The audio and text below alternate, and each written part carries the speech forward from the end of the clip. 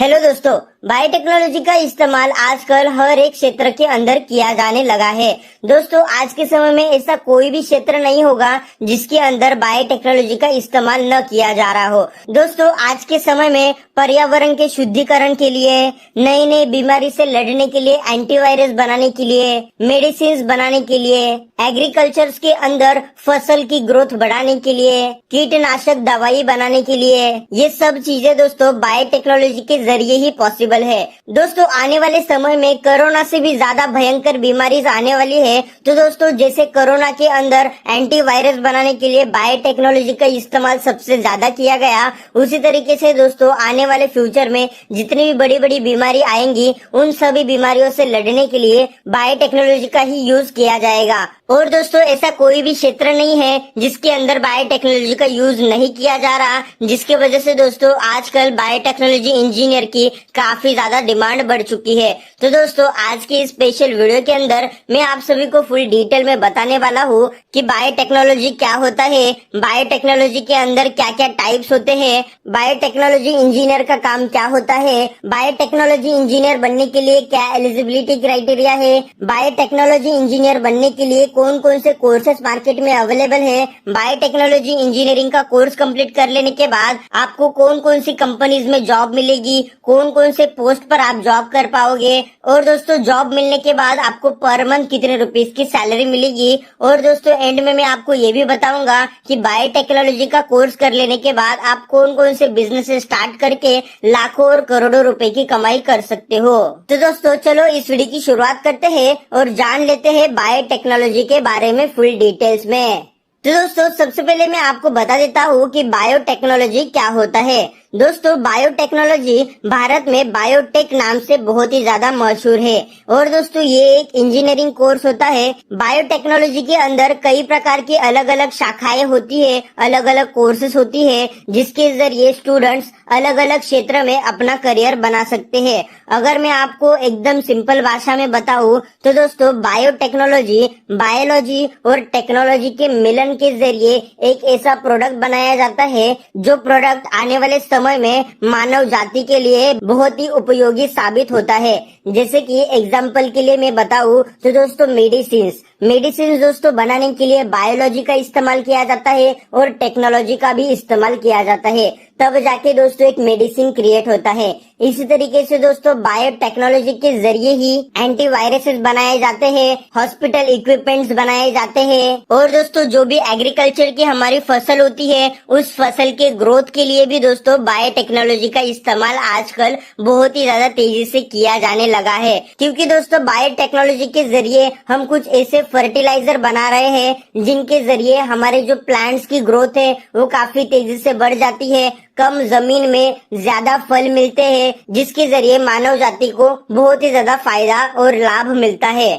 तो दोस्तों, अभी हम लोग ये जान लेते हैं कि बायोटेक्नोलॉजी इंजीनियर का काम क्या होता है। तो दोस्तों, मैं आपको बता देता हूँ कि बायोटेक्नोलॉजी इंजीनियर का काम एक ही होता है कि उसको बायोलॉजी और टेक्नोलॉजी के मिलन से कुछ ऐसा प्रोडक्ट बनाना होता है, कुछ ऐसा इन्वेंशन करना होता है जो हमारे मानव जाति के लिए उपयुक्त साबित होता है। और अगर हम लोग कहे कि ये सब काम वो कहाँ पर करते हैं, तो दोस्तों मैं बता देता हूँ कि ये सब काम रिसर्च लेबोरेटरीज के अंदर होता है, हेल्थ केयर सेंटर्स के अंदर होता है, मैन्युफैक्चरिंग कंपनीज के अंदर होता है, फार्मेसी कंपनीज के अंदर होता है, फूड मैन्युफैक्चरिंग इंडस्ट्रीज के अंदर होता है, आईटी कंपनीज के अंदर होता है, और बहुत सारी जगह पर दोस्तों एक बायोटेक्नोलॉजी इंजीनियर का काम होता है। अभी दोस्तों, हम लोग ये जान लेते हैं कि बायोटेक्नोलॉजी इंजीनियर्स के कितने टाइप्स होते हैं, कितने प्रकार होते हैं। तो दोस्तों, बायोटेक्नोलॉजी के अंदर टोटल 4 ब्रांचेस होती है जो बहुत ही प्रमुख और पॉपुलर ब्रांचेस में से एक है। तो दोस्तों, फर्स्ट है ब्लू बायोटेक्नोलॉजी, यानी कि पानी के अंदर जो भी लाइफ होती है उसके ऊपर जब आप रिसर्च करते हो तो दोस्तों उस ब्रांच को ब्लू बायोटेक्नोलॉजी की ब्रांच कहते हैं। सेकेंड ब्रांच है दोस्तों व्हाइट बायोटेक्नोलॉजी, इसके अंदर एंजाइम से रिलेटेड काम किया जाता है। थर्ड ब्रांच है एग्रीकल्चर से रिलेटेड, जिसको हम लोग ग्रीन बायोटेक्नोलॉजी कहते हैं। और फोर्थ ब्रांच है फार्मेसी यानी मेडिसिन से रिलेटेड, जिसे हम लोग रेड बायोटेक्नोलॉजी कहते हैं। अगर दोस्तों आप एक फ्यूचर में बायोटेक्नोलॉजी इंजीनियर बनना चाहते हो तो दोस्तों आपको सबसे पहले डिसाइड करना है कि दोस्तों आपको कौन से फील्ड के अंदर जाना है, इसमें से किस में आपको अपना करियर करना है। चाहे तो दोस्तों आप इन सभी में अपना करियर भी बना सकते हो, लेकिन किसी एक में अगर आप स्पेशलिस्ट बन जाते हो तो दोस्तों आपके लिए और भी ज्यादा हाई सैलरी वाले पैकेज मिलना शुरू हो जाएंगे। इसके बारे में मैं आपको और जानकारी आगे देने वाला हूँ। फिलहाल हम लोग एलिजिबिलिटी एंड कोर्स के बारे में जान लेते हैं। अगर दोस्तों हम लोग एलिजिबिलिटी क्राइटेरिया की बात करें तो दोस्तों बायोटेक्नोलॉजी का जो कोर्स होता है वो कोर्स करने के लिए आपको अपनी 12वीं साइंस की स्ट्रीम से पास करनी है। और दोस्तों आपके 12वीं के अंदर आप पीसीएम या फिर पीसीबी किसी भी सब्जेक्ट के साथ इस कोर्स में एडमिशन ले सकते हो। अगर दोस्तों आपको डिप्लोमा इन बायोटेक्नोलॉजी इंजीनियरिंग करना है तो दोस्तों उसके लिए एटलीस्ट आपको 10 पास आउट होना कंपलसरी है। और रही बात एंट्रेंस एग्जाम की तो दोस्तों अगर आपको बीएससी इन बायोटेक्नोलॉजी का कोर्स करना है तो दोस्तों उसके लिए कोई एंट्रेंस एग्जाम नहीं देनी, आपको डायरेक्ट बीएससी के लिए एडमिशन मिल जाएगा। लेकिन अगर आपको बीई यानी bachelor of engineering in biotechnology का कोर्स करना है तो दोस्तों उसके लिए आपको जेईई की एंट्रेंस एग्जाम देना कंपलसरी है। अगर दोस्तों आपने पीसीबी सब्जेक्ट लिया है यानी आपके स्टडीज में मैथमेटिक्स सब्जेक्ट नहीं है तो दोस्तों आप जेईई की एंट्रेंस एग्जाम देने के लिए एलिजिबल तो नहीं हो। तो दोस्तों उस समय पीसीबी स्टूडेंट को सीबीईई या फिर AIIMS इनमें से कोई भी एक एंट्रेंस एग्जाम देनी होती है। और दोस्तों कई सारे ऐसे कॉलेजेस हैं जो आपको डायरेक्ट एडमिशन दे देते हैं विदाउट एंट्रेंस एग्जाम। तो दोस्तों चलो अभी हम लोग कोर्सेज के बारे में जान लेते हैं कि बायोटेक्नोलॉजी के कौन कौन से कोर्सेज अवेलेबल है। दोस्तों बायोटेक्नोलॉजी के अलग अलग कोर्सेज हैं, जैसे कि diploma in biotechnology, BTech in biotechnology, bachelor of engineering in biotechnology, BSc in biotechnology और दोस्तों post graduation diploma in biotechnology. तो दोस्तों इनमें से कोई भी एक कोर्स करके आप अपने करियर की शुरुआत कर सकते हो। तो दोस्तों अभी हम लोग इन कोर्सेज को 1 बाय 1 जान लेते हैं। तो दोस्तों फर्स्ट है डिप्लोमा इन बायोटेक्नोलॉजी इंजीनियरिंग। दोस्तों ये जो डिप्लोमा का कोर्स होता है ये 3 इयर्स का होता है। ये कोर्स आप डायरेक्टली 10th के बाद कर सकते हो। डिप्लोमा इन बायोटेक्नोलॉजी इंजीनियरिंग के कोर्स में एडमिशन लेने के लिए आपको किसी प्रकार के एंट्रेंस एग्जाम नहीं देनी होती। बहुत सारे कॉलेजेस में आपके 10th के परसेंटेज के ऊपर डायरेक्ट एडमिशन हो जाता है।